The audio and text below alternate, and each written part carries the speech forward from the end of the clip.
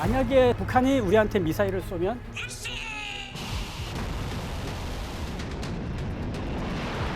떨어지는까지의 시간이 굉장히 짧아요. 그런데 사드가 못 잡으면 패트리어 팩3도 있고 천궁2가 있거든요. 그러니까 우리 요격 체계는 나름 잘 갖춰져 있어요. 특히 미사일 방어 체계에서 천궁2가 어마어마하게 중요한 거예요. 교전 완료. 지금 UAE, 사우디, 이라크, 중동의 세 나라가 다 천궁2로 방공망을 구축하고 있잖아요. 그 이유가 분명히 있는 거죠. 들을수록 똑똑해지는 지식 뉴스. 그 뜻밖의 국가, 예상 밖의 국가 이라크가 국산 무기 중에 가장 비싼 천궁2 지대공 중거리 요격 체계 계약을 체결하면서 주목을 받기 시작했죠. 왜냐하면 이라크는 지금 전쟁 끝물의 국가이고 그리고 전후 복구 하느라고 지금 여념이 없을 텐데 이렇게 비싼 무기를 산다 해서 좀 사람들이 갸웃거렸죠. 게다가 이전에 UAE가 천궁2를 산 게 있고 다음에 사우디까지 샀으니까 갑자기 제일 비싼 천궁2가 중동으로 계속 들어가고 있는 상황입니다. 안녕하세요. SBS 국방전문기자 김태훈입니다. 세계에서 가장 비싼 무기라고 이렇게 우리 인식에 들어있는 게 F-35 스텔스 전투기. 그 하나에 1,000억이에요. 천궁2의 그 한 개 포대 가격이, 포대라는 표현은 한 세트를 얘기하는 거예요. 그 한 개 포대 가격이 수출가 기준으로 한 4,000억 합니다. 천궁2 한 개 포대는 F-35 너댓 개 값이라는 거죠. 그런데 이렇게 비싼 무기를 UAE가 2022년 10개 포대 계약을 맺었어요. 들어간 건 아니고. 이 가격이 35억 불. 다음에 사우디가 똑같이요. 10개 포대 35억 불. 이건 2023년. 그리고 이라크가 올해 계약 맺은 게 8개 포대 25억 불. 그러니까 한 개 포대에 3억 5천만 달러잖아요.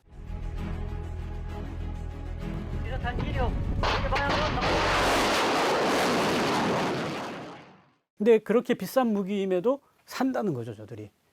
그래서 중동에서 우리 방산 시장이 크게 일어나고 있구나, 그런 생각들이 있는 겁니다. 우리 입장에서 보면 UAE, 사우디, 이라크, 중동의 세 나라가 다 우리 K방산의 천궁2로 방공망을 구축하고 있잖아요. UAE, 사우디 정도가 샀으면 다른 나라도 사고 싶은 생각이 분명히 생길 거예요. 그러면 약간 동쪽으로, 약간 서쪽으로 몇 군데 다 팔면 어떤 일이 벌어지느냐. 북아프리카, 중동, 아시아까지 천궁2로 쫙 깔 수 있어요. 그러니까 K 방공망을 쫙 구축하자. 그게 우리 방산업체들이 지금 추진하고 있는 방향이에요. 중동 시장은 일단 기본적으로 무기를 수출했을 때 잘 공개가 안 돼요. 그런데 이미 함정을 잡는 무기 2.75인치 비궁 로켓이라는 게 있고, 대전차 유도무기 현궁, 그리고 소소하게는 여러 가지 소총들이 많이 수출은 돼 있는 상태입니다. 여기서 현궁은 유튜브 스타예요.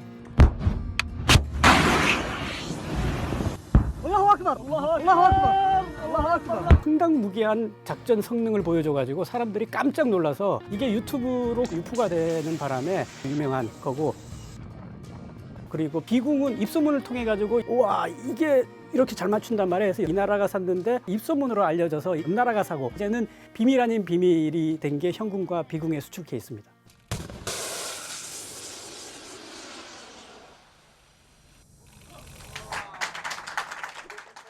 천궁도 그렇고 현궁, 비궁, 궁자 들어가는 게 주로 미사일이잖아요.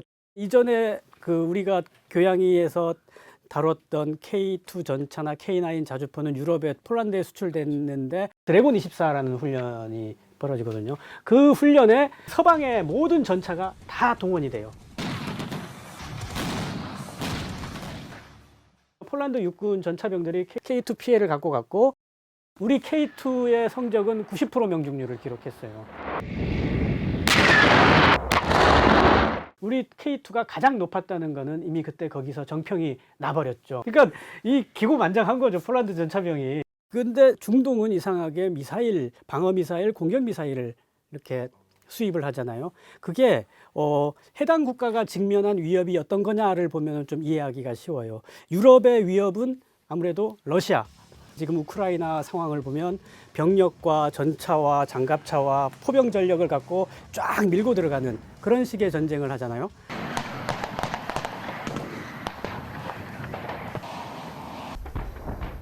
근데 중동 국가들은 어떤 위협을 받고 있느냐? 이슬람 무장단체가 위협이고, 이슬람 무장단체는 러시아의 그런 지상군과 다른 전쟁을 합니다. 숨어가지고 로켓으로 공격하고 기습하고, 특히 로켓 공격 같은 경우에는 인구 밀집 지역이나 중동 국가들은 석유 시설이 많을 테니까 거기를 타격해버리면은 그 피해가 막대하니까 그 로켓 공격을 막기 위한 수요가 분명히 있는 거죠. 그런 로켓 공격을 막을 수 있는 국산 무기가 무엇이냐? 천궁2 중거리 지대공 요격 무기인 거예요. 적 탄도탄 위협이 증가함으로 인해서 탄도탄 요격 능력을 갖춘 천궁2를 개발하게 되었고, 천궁은 적의 항공기만에 대응할 수 있는 무기 체계라면 천궁2는 적의 탄도탄, 스쿼드 같은 탄도탄이 날아왔을 때도 요격할 수 있는 무기 체계입니다. 그러니까 천궁은 적 미사일이 날아오는 거를 반대방에서 날아 올라가서 때려서 무력화시키는 그 방어 무기죠, 방어 무기. 근데 아까 얘기했던 비궁이나 형궁은 공격 무기. 비궁 이거 같은 경우에는 작은 함정들이 기습해서 들어올 때 멀리서 때려서 잡아내는 무기고, 다음에 형궁은 대전차 로켓, 지상에서 기습해서 들어오는 그 지상 전력에 대해 가지고 그거를 때려잡는 무기거든요. 이런 무기들이 지금 중동으로 하나씩 수출이 되고 있는 거죠. 그리고 아까도 말씀드렸지만은 러시아군은 정규군이니까 뭐 우리가 생각할 수 있는 모든 그럴듯한 무기 체계를 다 갖추고 있는데, 아프리카 중동에 있는 무장단체들이 흔히 쓰는 무기 하면은 트럭에다가 기관총 올려놓은 거, 그걸 테크니칼이라고 부르거든요. 그런 거를 주로 사용하고, 그 다음에 로켓이라고 해본들 스커드급이 최대치고 그 이하의 아주 그 조잡한 수준으로 만든 로켓들, 일단 숨어서 쏘고 계속 숨어 있어야 돼요. 나서 가지고 전면전으로 밀어붙이는 전술이 아니기 때문에 그거에 맞는 무기를 중동 국가들은 구입을 해야 자기들 안보를 보장을 하는 거죠.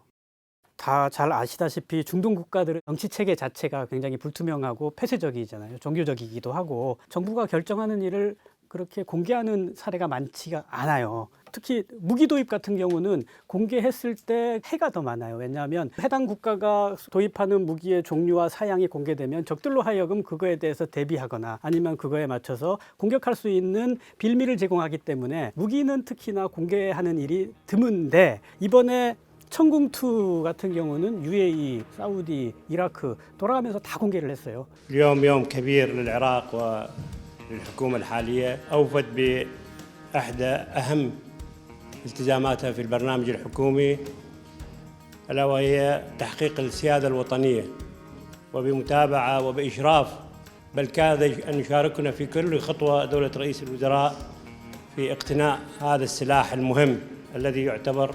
이게 왜 그럴까 생각해 보면 천궁2 자체가 억제의 효과가 있거든요.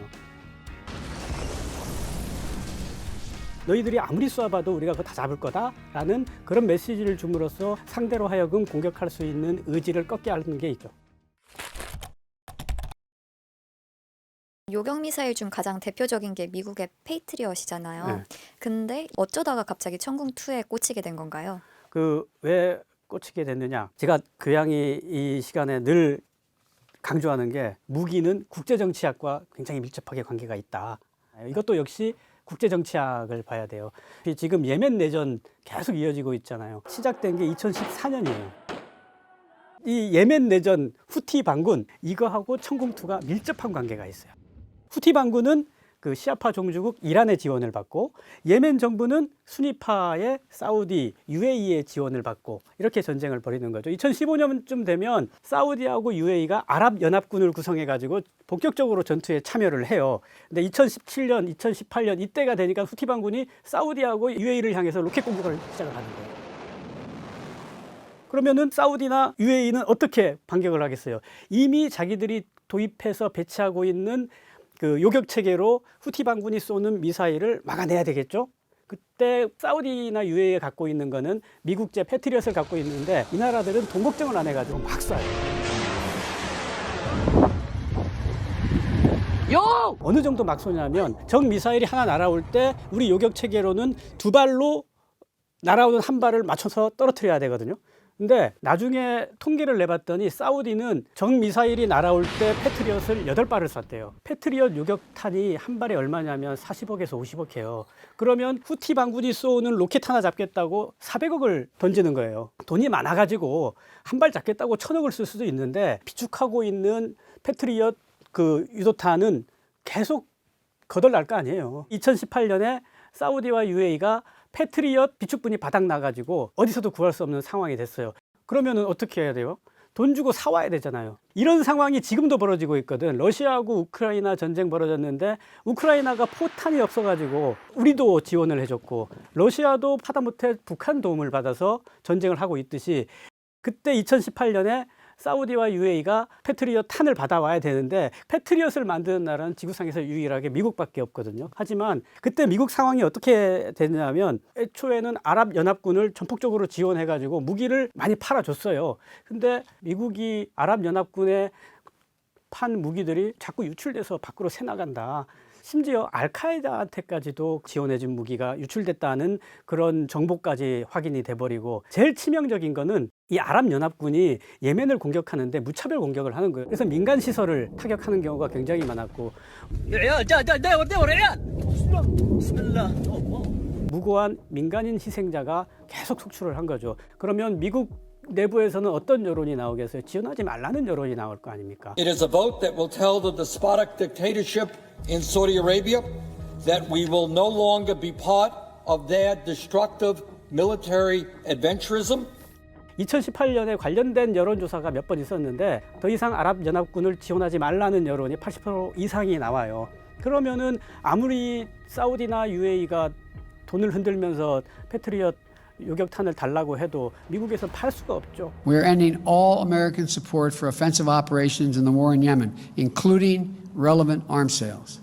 그래서 새로운 전략적 파트너를 찾아야 되는 상황에 된 거예요. 후보군으로 될 수 있는 나라들이 러시아, 중국, 튀르키예, 남아공, 프랑스, 한국 뭐 그 정도 나라가 중동의 전략적 파트너로 꼽아서 생각을 해봤는데 가격은 뭐 둘째치고 성능이 보장이 되고 그리고 기술 지원도 할 수 있고 적극적으로 자기들한테 무기를 팔 수 있는 나라가 어딘가 해서 나온 게 대한민국이고 대한민국의 천궁2가 그래서 그들로부터 수출 요청을 많이 받게 된 거였어요. 특히 UAE가 보면은 이전에 어떤 일이 있었냐면 우리 국방과학연구소가 너무너무 부러운 거라 그런 걸 만들고 싶어서 UAE가 한국 정부에 여러 가지 협조를 할 테니 국방과학연구소 같은 거 하나 만들어주라. 그러면 우리도 거기서 무기 직접 개발해가지고 자주국방하게. 하지만 도와줄 수 있는 법적인 근거가 없고 잘못하면은 해외 그 강력한 그 무기 제조의 기술을 갖고 있는 나라로부터 제재를 받을 수 있어가지고 그냥 무산됐었거든요. 근데 천궁2를 수출하면서 높은 수준은 아니지만은 UAE나 사우디한테는 우리 기술을 조금씩 이전해주고 그 기술을 가지고 UAE나 사우디는 자기들이 어떤 새로운 무기를 개발할 수 있는 기회가 생기니까 우리의 제안을 받아들이지 않을 이유가 없죠. 반면에 다른 나라는 그 정도의 미래지향적인 조건은 제시를 못하는 거고. 그래서 천궁2가 거기에서 이만큼 성과를 올렸다고 볼 수가 있습니다. 천궁2가 이제 대안이라면 패트리엇과 이제 성능 차이가 없다고 봐도 되는 건지. 그러니까 패트리엇과 천궁은 우리 입장에서 보면 서로 보완적인 무기다 해도 될 거예요. 그러니까 M셈이나 L셈이나 사드나 패트리엇이나 체계는 거의 똑같아요. 그러니까 천궁은 M셈이고 L셈은 롱, 더 장거리. 그거는 어떻게 설명드릴 수 있냐면 교전 통제소가 있고 레이더가 있고 다음에 발사대가 있어요. 발사대. 이게 하나고 이게 하나고 이거는 4개. 레이더가 날아오는 미사일을 처음에 탐지하고 교전 통제소에서 그걸 분석해 가지고 야 저게 미사일이다. 이제부터 추적 들어간다. 그다음에 중간에 요격해서 떨어뜨려야겠다면 락온 걸고 교전 통제에서 발사 명령도 내리겠죠. 발사하게 되면 얘가 발사해 가지고 잡는 그런 시스템이죠. 얘네 둘이는 가까이 붙어 있는데 발사대 4개는 밖에 이렇게 촘촘히 이렇게 퍼져 있거든요. 더 넓게 퍼져 있어야 방어망이 그만큼 커지는 거예요. 만약에 북한이 우리한테 미사일을 쏘면